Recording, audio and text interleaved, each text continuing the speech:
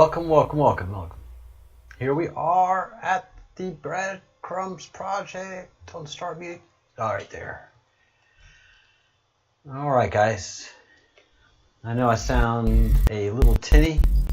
Hopefully, my voice is matching the video, and I dearly hope that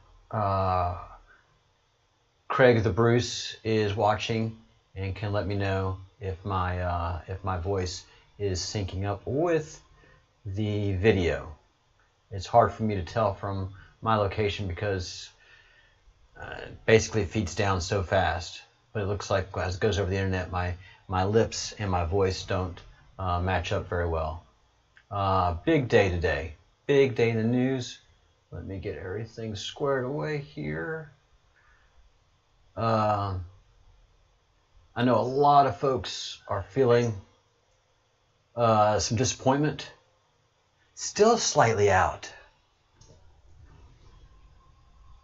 What in the world is going on with my system that is causing that? I apologize, guys. I will have to do some more work to figure this out. That's frustrating. That. All right, I'll work on it. It might be my camera. It might be my camera that's actually producing that problem. We'll get through this show, and I'll have it taken care of for next show. So what we have been seeing with the Julian Assange situation is, I think the president has teased us that, guess what? Snowden and Assange are on their way to a pardon. I think he was telegraphing that to everybody too. I don't think he would do this. I don't think he's going to do that as a surprise. Everything that Barr and Bush do is telegraphed out. So Barr's been not teasing, but letting us know at the end of summer is when the prosecutions will start, and will be going all throughout the year. So most of the people under Brennan have already been interviewed, and if they are guilty, have negotiated their guilty plea with the Department of Justice, such as Kevin Clinesmith. Kevin Clinesmith is an example for us as to what is coming. Everybody that they wanted to get, they've gotten. They've pled. They've had plea deals. You don't want to have a fast investigation, especially one that is one as sensitive and white-collary as this. Everybody has expensive lawyers, and there's back and forths that go on. There's a lot of posturing. And in something this big, you have to have that sort out. That has to be sorted out. So that has been sorted out for many complex people. These people are attorneys. These people know how to play the game for the most part. The ones that are that were going through the FBI. But Barr's been telling us, look towards the end of summer. Look towards the end of summer. And Trump yesterday was using the word treason. No, it's today. It was today in a tweet. Using the word treason against Biden and Obama. He wouldn't use that kind of language unless he understood that that could quite possibly be the charges that these people are facing.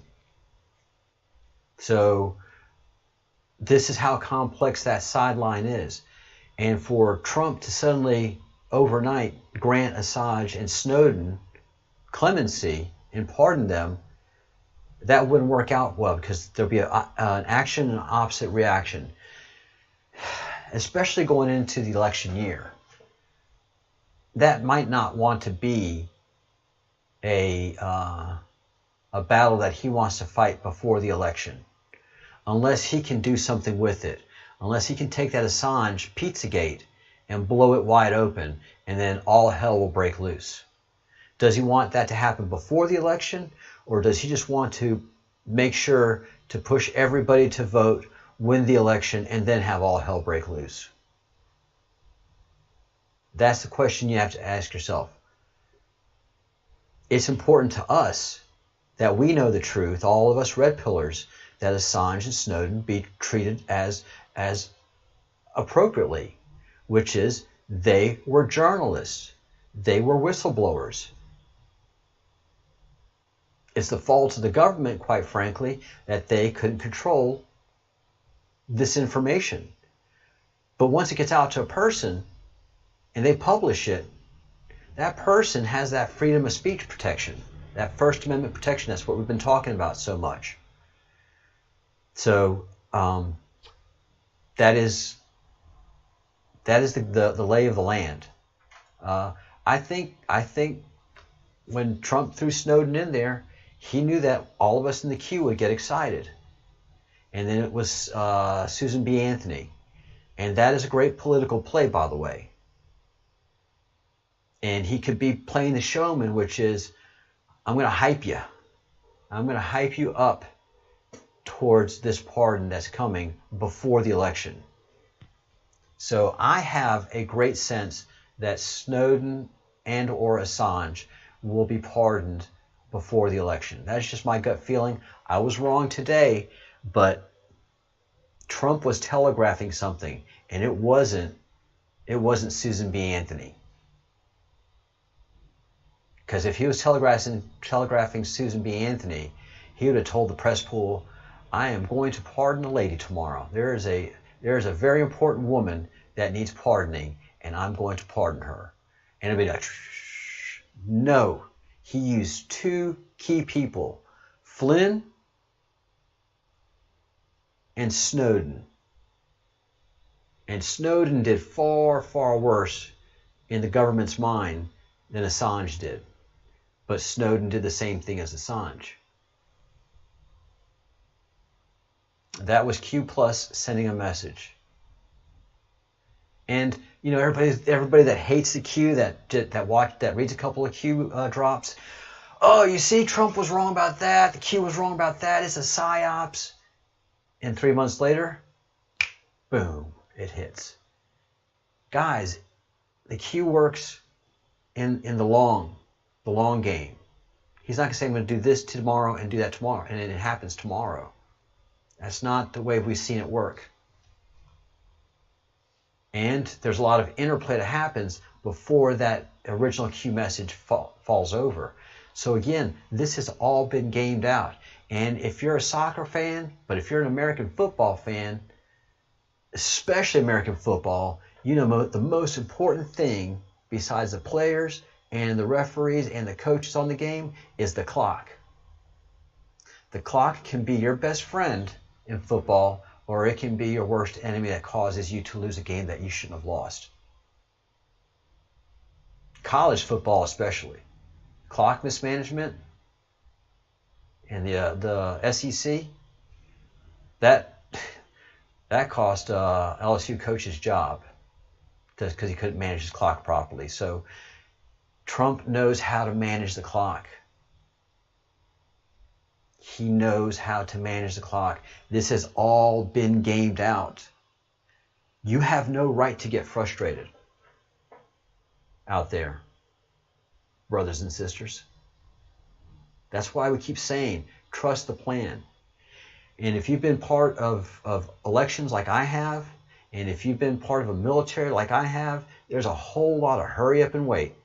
It's you folks in the private sector that get an order that do the order. And that's great, and I admire that. But that's not what we're talking about. We're talking about government, and we're talking about politics. And you got to keep your enemy.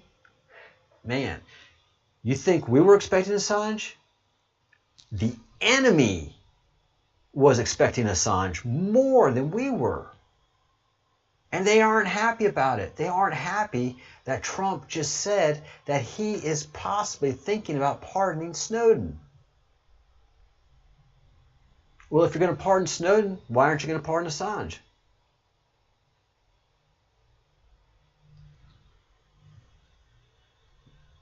It's brilliant. It's brilliant. Gets us all riled up. We're like, oh man. And then we're walking out of the stadium. That sucked. I'm taking this jersey off. And then you hear the crowd roaring. And roaring louder. And you're like running in. What did I miss? What did I miss? What did I miss? Guys, this has all been gamed out. This has all been, there's a big whiteboard in the NSA and in the White House, in the deepest, darkest dungeons of the White House, where the CIA can't get to or any other intel operation can't get to. And this has been all gamed out. And every day it's updated. New information, new stuff. That's how intelligence works. And they don't feed stuff out into the community so that the enemy picks up on it. You have to manage your information and you manage your clock. And he's gotten us here this far. Trust the plan. Don't get disheartened. And don't listen to the trolls. Don't engage the trolls because they're not going to agree with you. No matter what you say, you will never reason with a troll. Ever. A troll is a troll. I can be a troll. I am considered a troll in many, many groups. If I go into an archaeology group and I start questioning the age of the pyramid and I start talking about Göbekli Tepe, boom, I'm a troll. So we all have the ability to be trolls, guys. Don't forget that. None of you are special. None of you are special, snowflakes, but you're all individuals and you all have the right of freedom and you have the ability to exercise the abilities of freedom of speech, thank God, in America. And you have the undeniable right to be right, and you have the undeniable right to be wrong. And be humble in those times that you're wrong. And people are going to rub your nose in it. All right. You know, it's the backbone and character that you have that you can weather the times that you're wrong. Every scientist that comes out and is always right, that person's a problem. A scientist should be wrong a lot because you're testing. You're testing. If you're testing, you're right. If you're testing, you're right. You're testing, you're right. You're testing, you're right. You're testing, you're right all the time. Oi! You got magic or you're a god of some kind. But I know in testing science, you're wrong. And I know in the political field you're wrong. And I know that when you're working with a master communicator and a master project manager that knows how to deal with every level of a project, well, you're not in that head office. You don't know what's going on. When you're down here, when you're a troop, you can have your opinions all you want. We do. I was a private. I got up to specialist. I worked in a headquarters battalion, so I got to hear the conversation that the brass were doing and what they were thinking and what their plans were for an exercise or for what was happening. And then you go amongst the troops, and there's a whole other thing being thought of and communicated. And so one of the biggest things that you do in the Army is you're always combating misinformation and boredom. Because if the troops are bored, they're going to gossip. And when they gossip, they get everything wrong. And Trump knows that. So what he's doing is he's laying the groundwork. Yeah. He's just laying the groundwork and getting there. And that's what he does. That's what everything that he does, that's what the Q is for. We are the front troops. We lay the groundwork. We get everybody talking about the pedophiles. Who's talking about the pedophiles? We're talking about the pedophiles. Who's talking about the cannibalistic pedophiles? We're talking about the cannibalistic pedophiles. Who's telling the world that Tom Hanks and Bill Gates are pedophiles and not getting sued? Us. So we're going to take the slings and arrows, guys. We're going to take the slings and arrows. And just know that when something is dropped in the queue, it's not for today. It's for the long plan. Yeah, and the deep state, you know. Believe me, he's not only communicating to us, but he's telegraphing to the deep state. And he's already told the deep state as well through his tweets. that Obama could be under indictment for treason. So that maybe those people under him, Comey, Brennan, Clapper, Strzok, they could all be under investigation and charged with treason.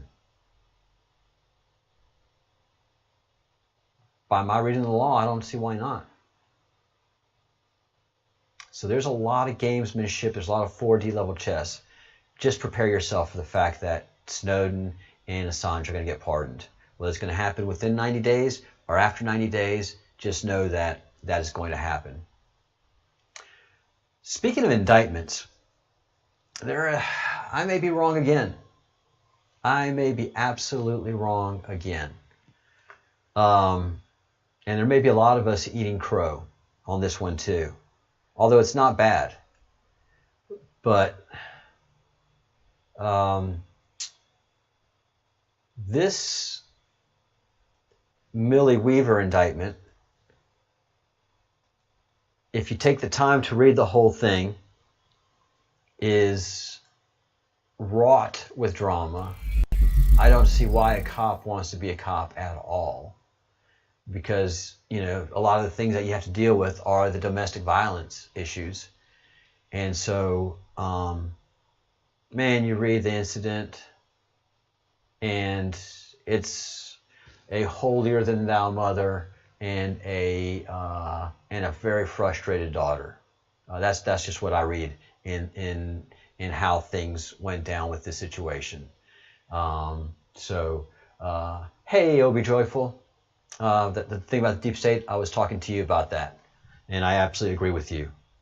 And thank you, the Bruce, for hanging in and hanging strong. Let's see. It's a long thing to go into, the narrative, but the interesting thing for me, which I have to eat crow on, is at the end of the police report. So I have to eat crow on this, and it may just be that this was really bad timing on the prosecutor's part. It may very well be that the prosecutor had no idea who Millie was and had no idea about this documentary. Why do I say that? Because at the end of the police report, okay, this is the end of the police report, the deputy says, I have spoken with Prosecutor Finnegan about the case. The case will be sent to the prosecutor's office for grand jury review. Deputy Kuzik has provided a supplement for the case containing information about the interviews and observations during this investigation. Nothing further to report. And let me read out all that one more time, okay? And I'm going to read the kind of the bottom line of what the police are saying. The final paragraph, I'm going to go one more up. At this time, it is suspected that Chuck is Millie's sister, Gavin is Millie's boyfriend. It is suspected that Gavin, Chuck, and Millie took Felicia's phone, Felicia was the mom, from her by force under Gavin's commands. Chuck then likely disposed of Felicia's phone at the rear of the property when he was observed running to the rear for a brief time. After Felicia left the residence to call 911 to conceal the evidence of the crime. So the crime is taking the phone by force and concealing it. I have spoken with Prosecutor Finnegan about the case. The case will be sent to the prosecutor's office for grand jury review. Deputy Kuzik has provided a supplement for the case containing information about the interviews and observations during this investigation. Nothing further to report. So the apology that I have to put out there. Oh yeah, Bruce, You want to talk Göbekli Tepe? I will spend hours talking Göbekli Tepe. That was my big red pill moment. That was the red pill moment of red pill moments. That was my happiest day and my saddest and most frustrating day. But I'll get to that. I don't want to bury the lead on this. So it was going to go to a grand jury review.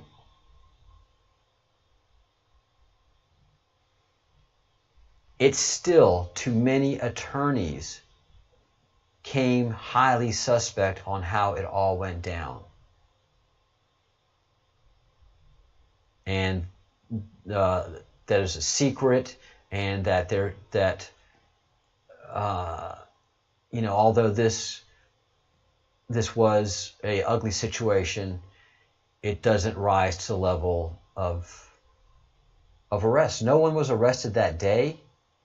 And if it goes to grand jury, I think they could have waited until a Monday or a Tuesday, that they could have communicated with the party to see if they had counsel. It is still shady, even though it says here that it was going to go for grand jury review. The way it rolls out is all still shady.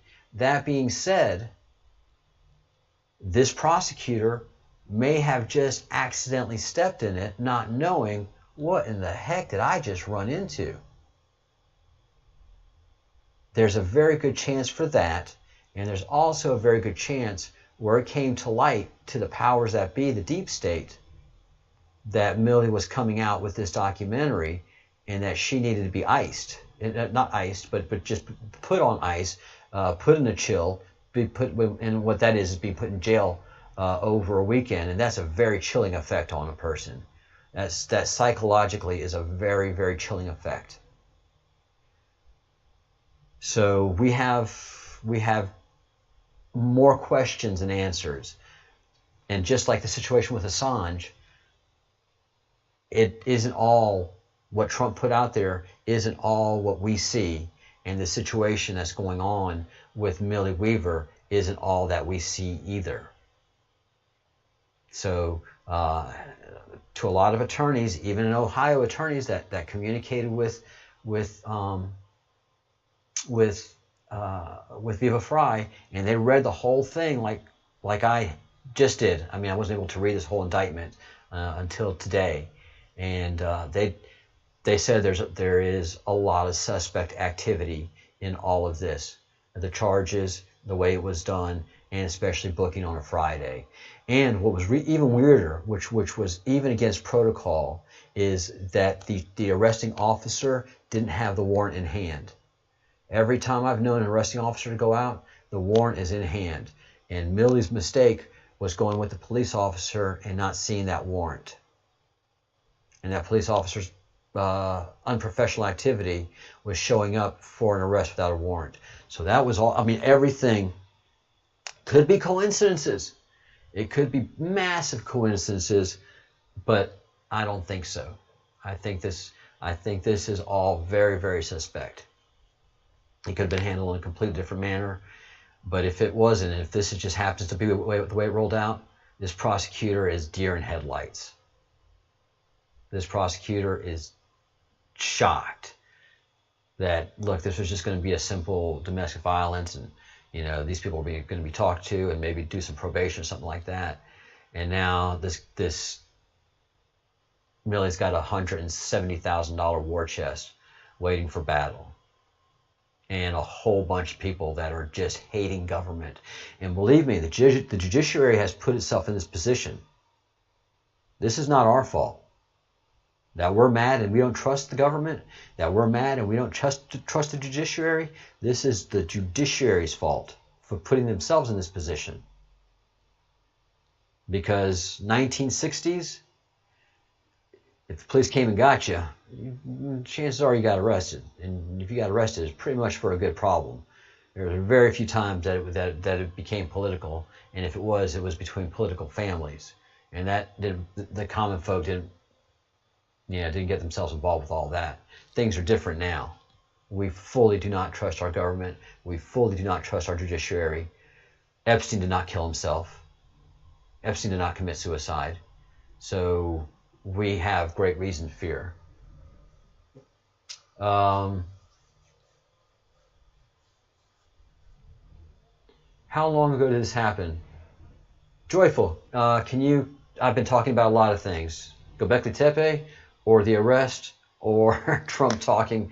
What do you want to know? So the deep state has put itself in this position that we don't trust them, and we're going to be fighting them tooth and nail in anything that they come out with and anything that they do.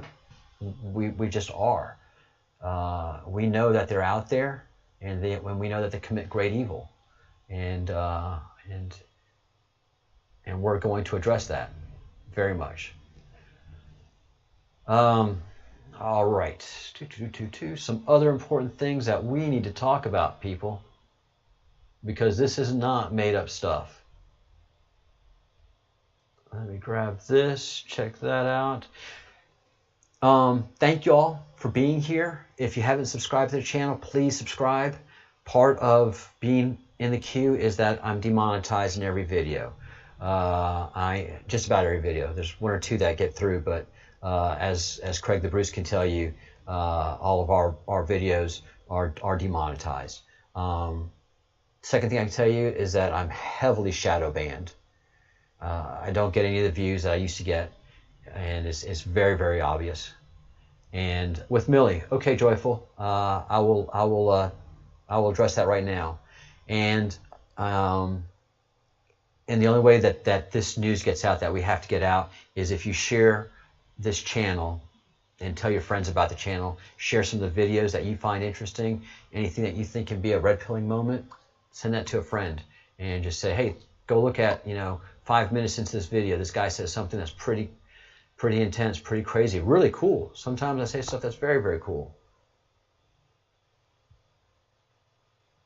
And good to see a good old friend in the chat as well. All right, let's address a question from a member. So I have live chat going on right now, and if you join the channel, it's $1.99 a month. This is for my YouTubers. It's $1.99 a month. That's not a lot, but for some folks it is, and I understand that. But if you want to join the chat, you want to talk at me while I'm in the channel and ask questions or throw something my way, you can do a super chat, either a super chat or join the channel, and I will see it.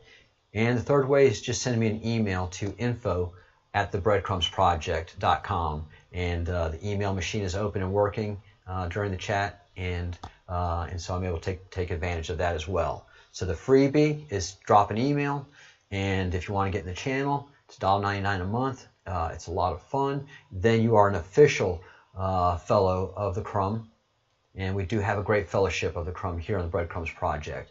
But also like the video as well. That helps feed the algorithm, as Viva Fry would say. So all of you that are here, yes, I was wrong about Assange now, but we're not going to be wrong about it in the future. The president was telegraphing that he fully intends to pardon Snowden, and if he's going to pardon Snowden, he sure is going to pardon Assange as well. And I fully think that the president thinks they're heroes. And a lot of people saying that Assange is being mistreated in prison. I think that's just misinformation in the system. I think the president considers Assange a hero, especially with the Podesta emails, with the DNC emails. I mean, that just blows the whole thing open. So I think he sees Assange as a hero. I think he's being treated very well wherever he is. Hopefully he's getting like little foot massages and pedicures and manicures and putting some weight on that boy, because he could use a couple of pounds. So let's get into the timeline of when this all happened. The date of the event was April 25th, 2020, and the mom was spending the COVID confinement with Millie and Millie's brother and Felicia. Felicia is the mother, and Gavin is the boyfriend. And Gavin's been through a lot. He's been through a lot. So he doesn't trust the police. He doesn't trust the media, and he does things as people that are not exposed to the deep state would not do. So this started out April 25th. The event, the indictment was filed in the court July 20th, 2020, and we're in August. So that's the number one thing that we find suspect, is within a week of this indictment being filed, it should have been opened, and I don't see why it has to be a sealed indictment, a secret indictment. I think this indictment should have been presented, and Millie either arrested or summoned to jail, or a discussion with Millie and the attorney went to give herself up. But 4 weeks after the indictment is suspect to many attorneys.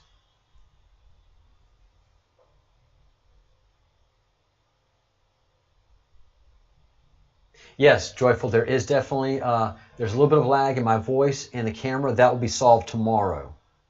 I know how to solve that. I'll solve that. My camera is wireless, and so that's why there's a lag between my voice and what I'm saying. And there is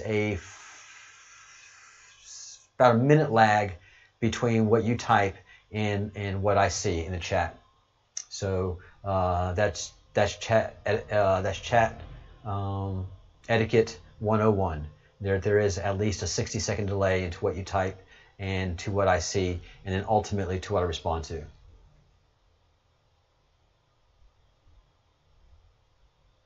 And she was arrested last Friday. Yeah, last Friday morning she was arrested. And I'm getting the sunlight here. So let me, here, while I'm here, show you what it looks like. The stamp here that this was filed, Court of Common Pleas. Again, it's not a federal matter. It's a civil matter. It's a local matter. And Portage County, Ohio, July 20th, 2020. A lot of 20s there, very symbolic, I think.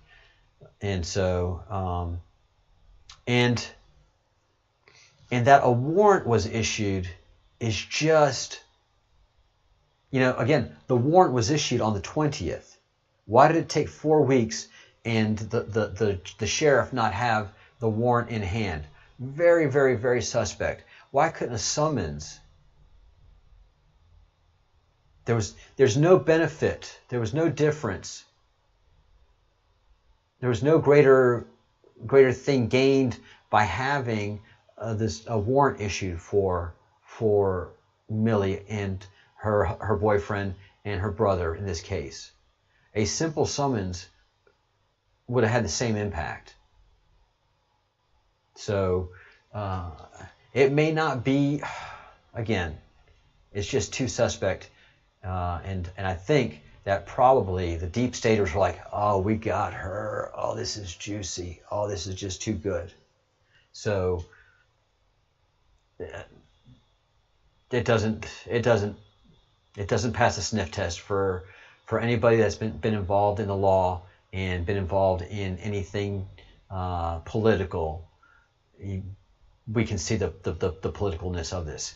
Again, it's not our fault. This is what they've done to us. They've put us in this position. They've made us like this, and we should always be like this. We should never fall into the lull of trusting government.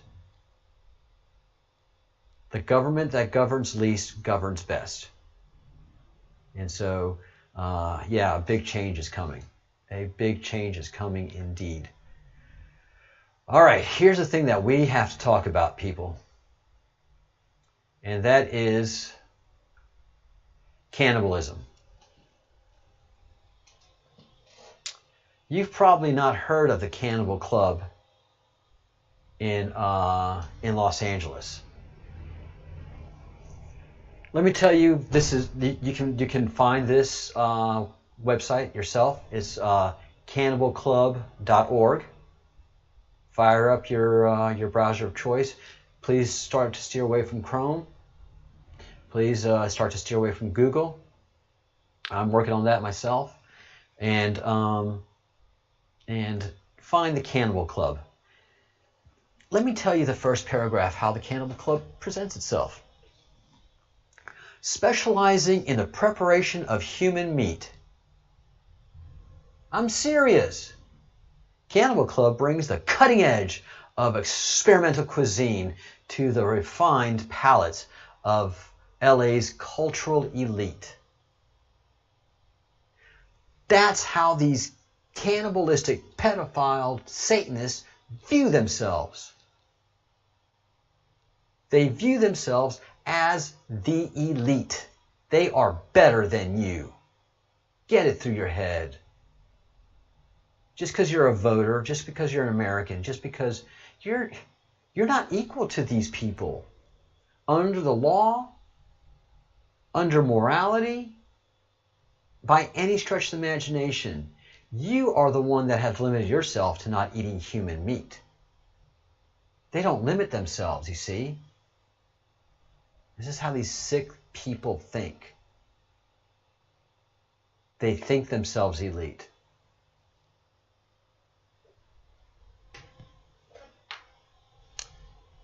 This Cannibal Club is more important than you can begin to imagine. This Cannibal Club links cannibalism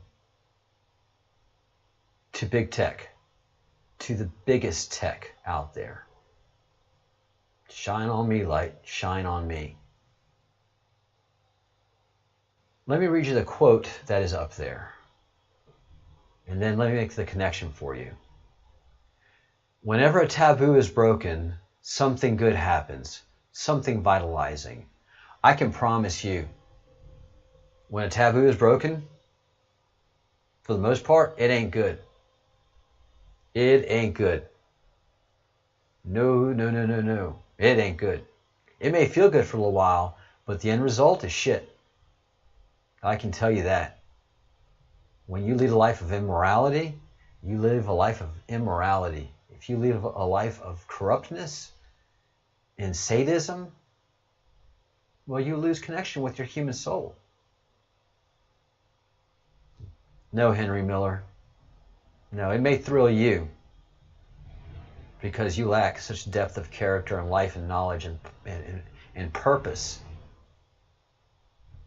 You rich elite fucks. Just because you lack purpose doesn't mean that you're sophisticated and better than me. Just because you have to find yourself eating human flesh, the most disgusting thing a human can do, don't think yourself better than me. Matter of fact, you're beneath me. You're disgusting. You make me sick.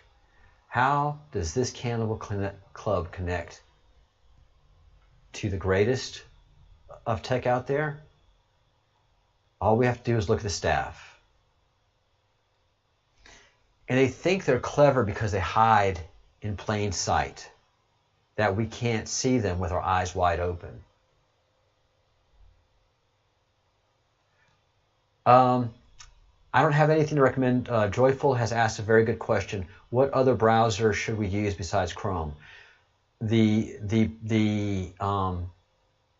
search engine should be DuckDuckGo. DuckDuckGo.com should be your search engine. That's brilliant. When you do a search, especially of sensitive stuff on Google versus DuckDuckGo, the results are completely different. Google manages what we see. Google controls what we see, just like the mainstream media. Google does not give you the results you're looking for. Google gives you the results that they want you to have. So, light's going to be a little bit strong for a minute. I'm going to have to fix that in a second. How does this connect to big tech? I don't care who you are, Elizabeth Blake, how you spell your name, Elizabeth, like you're better than us. Or the chef de cuisine, this sick person that knows how to cook human flesh. Art director, you disgusting freak with your glasses on, doing art with cannibalism. You're disgusting. Raven Chan, service manager. Let's read about Raven Chan. Raven Chan worked with Elizabeth Blake and Vincent Sardi in New York before traveling to LA. Before traveling to the cesspool that is Los Angeles, which has people relieving themselves on the streets with feces and urine all over the place, drug-addled people with syringes everywhere, before traveling to the cesspool Los Angeles, which I've just described to you, with Blake to start Cannibal Club. As service manager, she handles the daunting task of procuring our special meats. She has to get human meat. They can't use cadaver meat. So we've already seen that they use 4-year-old pizza at another club like this. So she has to find, through the 60,000 children that are harvested every year, she has to find child meat to satiate these pedophile, cannibalistic elite. And who is Raven Chen? Raven Chen is the sister-in-law of Mark Zuckerberg. This is Mark Zuckerberg's wife's sister.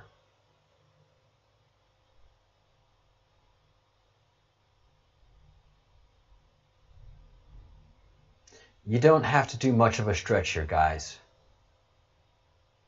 How does a pedophile become a pedophile?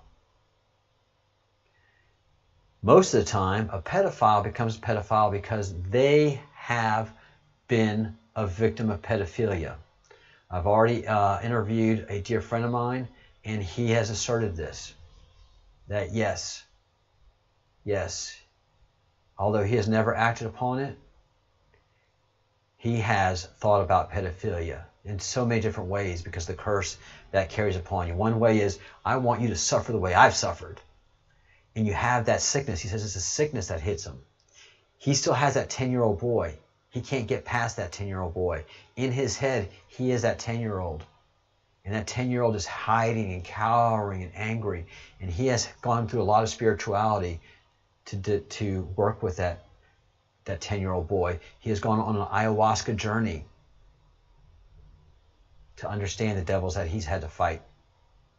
So you can pretty much think that Raven Chen did not become the sophisticated elite consumer of flesh without going through the gateway of pedophilia. Pretty much 100% of the time, the way you get to being a cannibal is that you start with pedophilia, and then you get higher up the pedophilia echelons, and then you knock on the door of those satanic groups that, or you're invited, usually, you're invited into the satanics because they see your enthusiasm of torturing a child. They see your enthusiasm of raping and sodomizing a child. So they invite you to these things, and then you become them, which Raven Chen is them. I mean, it just doesn't occur to you, oh man, I want to try that. I want to try human flesh. That just revolts you. That revolts anybody at even the thought of it. You have to be worked into that, and it's worked through pedophilia. So if Raven was molested as a child, you can pretty much think her sister was molested as a child as well. And it was probably by the parents, one or both of the parents. And then you can probably go ahead and make that leap of assumption that Mark's got to be one of them too. Because Mark would be like, listen, your sister can't be, he tells his wife, your sister can't be playing in that. Look, I'll pay her what she wants, but she's got to get out of that club. Unless he's an enthusiastic participant and a beneficiary of the activities of this club.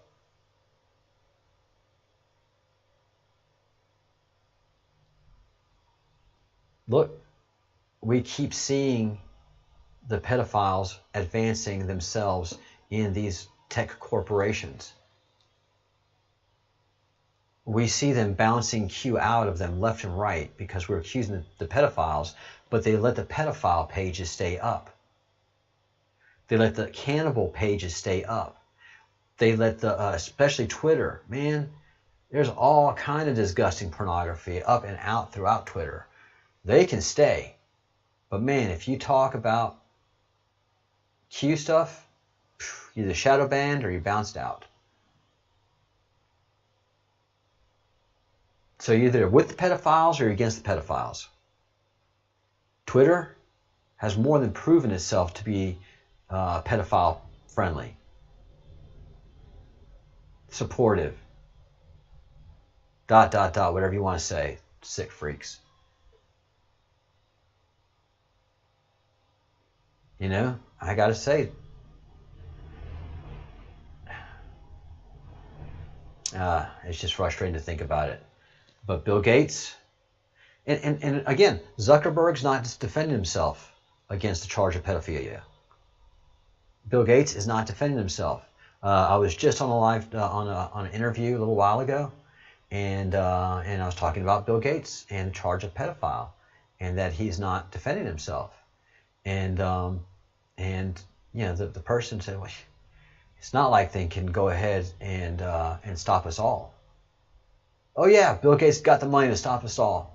Yeah, if Bill Gates came out yesterday or tomorrow or today and said, like the owners of the Washington Redskins, every single effing buddy that has accused me of pedophilia, I will see you in court, because that is a slanderous term. Yeah, if someone accuses you of pedophile, you're not a pedophile, you definitely can sue that person for slander. And the you know, depending on how well your evidence is that you're not, and this person is just making this slanderous accusation, and how it affects your future business is what you can sue for, basically, the damages. So yeah, I mean, Bill Gates could sue us all for damages. Tom Hanks could sue us all. Tom Hanks, absolutely.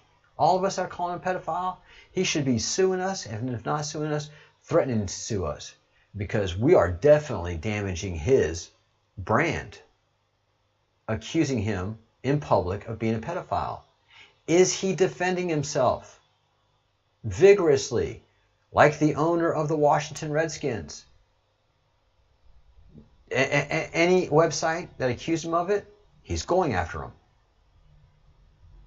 He's trying to get the Twitter handles and send letters of cease and desist.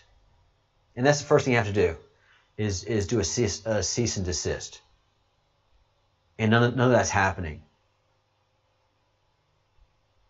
except for the owner of the Washington Redskins, who just happened to get caught up in this and painted with that horrible label. And he did the right thing. I am suing you to oblivion. You know, even though he might not be able to, and might not be able to prove damages, but he definitely got their attention. And that's the prudent thing to do. And I'm sure there's a lot of people in Mr. Gates' office going, well, Mr. Gates, shouldn't you defend yourself against these charges? Shouldn't you be defending yourself vigorously against your charges? Well, I just don't know about that. You know, I don't want to get anybody in trouble. Oh, Mr. Gates, why are you resigning from those two boards? And all of a sudden, where there's smoke, there's fire, and there's a raging fire at that. So Zuckerberg, if he's not a pedophile, he's tied into them. If he's not a cannibal, he's tied into them. And that's just disgusting. That is disgusting, disgusting, disgusting. I don't know how they can get away with that. Here's the other, this is where the rabbit hole begins. That's one rabbit hole. that Zuckerberg's sister-in-law procures human meat for a sick restaurant should be a big problem for everybody. Here's the other one, and this one is called the Hollydale. Hollydale is very important because Chrissy Teigen,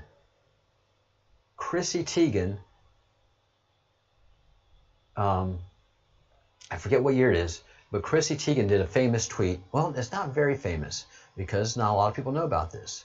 My Breadcrumbs people, you're one of the right now a handful of people really. If you go do the search on Twitter, there may be 20 people, two people's hands full of folks that have tweeted about the Hollydale, hashtagged it. The Hollydale is a cannibal restaurant. It's one that Chrissy Teigen went to eat at with her disgusting husband and fellow freak and fellow pedophile John Legend. And they said they were going to eat 4-year-old pizza at the Hollydale. And this just reiterates that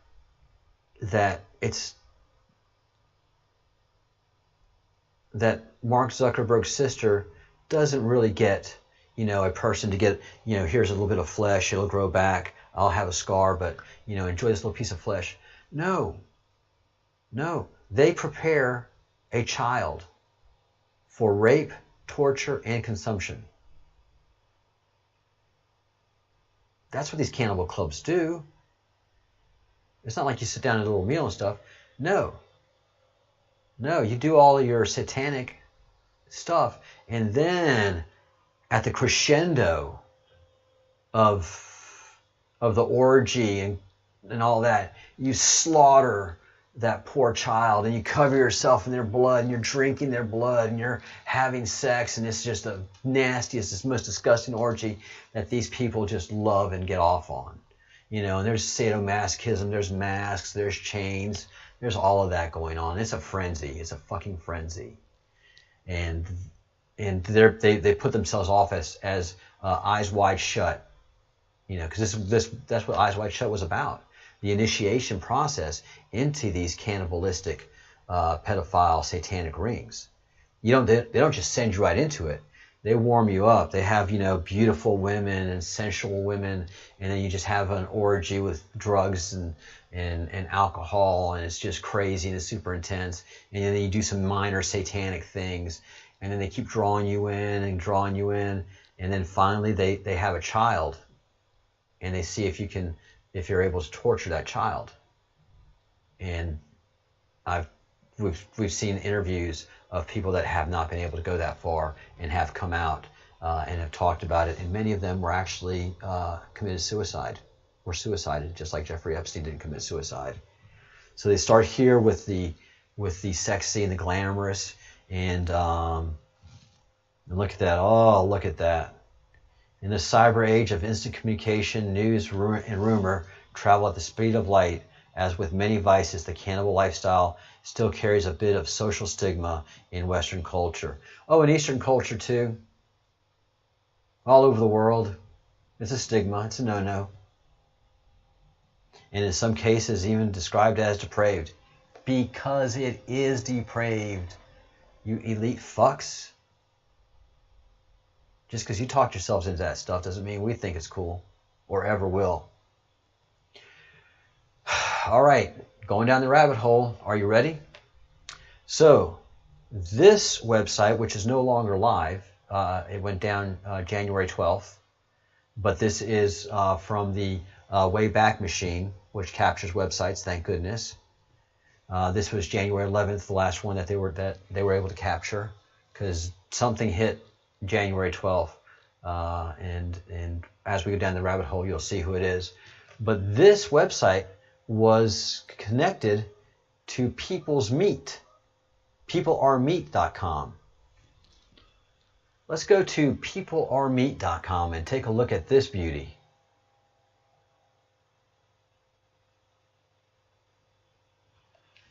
And what do we see when we go to peoplearemeat.com? Office furniture. People Are Meat, office furniture. Huh. Doesn't that just sound interesting? That just sounds... Wayfair.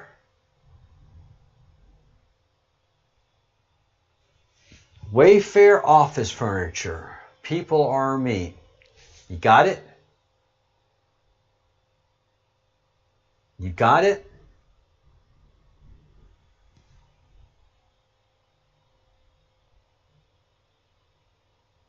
This is how it worked. peoplearemeat.com. This is their game that they were playing in the information age. Wayfair is bigger than you know. So many of the websites and companies that they've developed to be fronts for their child trafficking. It's big. It's big. And NSA has seen it all, has it all, and is producing results with all of this. It's not going at the speed that you and I would like, but it is going at the speed that it has to. I fully expect Julian Assange and Edward Snowden to be pardoned and to eventually be given a hero's welcome, because Julian Assange broke this. People Are Meat, the cannibals, all of that came from the email account of Tony Podesta. That's what Pizzagate is all about. That's what Julian Assange's last big oops was all about. He was a nuisance until he got a hold of the Tony Podesta emails. That's when his life became fraught with danger. And I honestly, in my gut, feel that when he left the embassy, he was taken to a more secure facility because President Trump knew exactly the danger that he was under. So it all connects. Wayfair. We have a lot more work to do with peoplearemeat.com, but I'm going to need I'm going to need a solid hour on that one. And we'll do a talk on Göbekli Tepe this week as well. So absolutely happy to do that for the Root, Robert, not the Root. That could also be a pretty funny one too, though. For Craig the Bruce. Sorry, the sunlight just hit me. All right, guys. It's been a long day and got a lot of work done, and pretty proud of what's happening. Don't worry. Trust the plan. Where we go one, we go all. And don't be disappointed. Give yourself a little chuckle that Donald Trump teased you a little bit, gave that little nudge. You know, that's what he is, man. He's a funny guy, and he knew that he would get us all wound up. And he knows there's a payoff. He knows the payoff is there and the payoff is coming. So don't fret.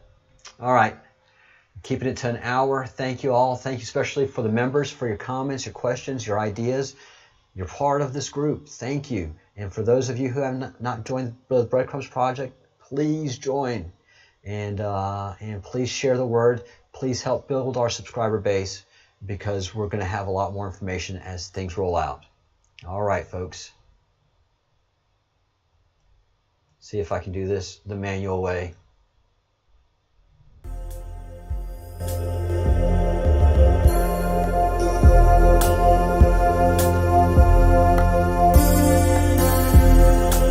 All right.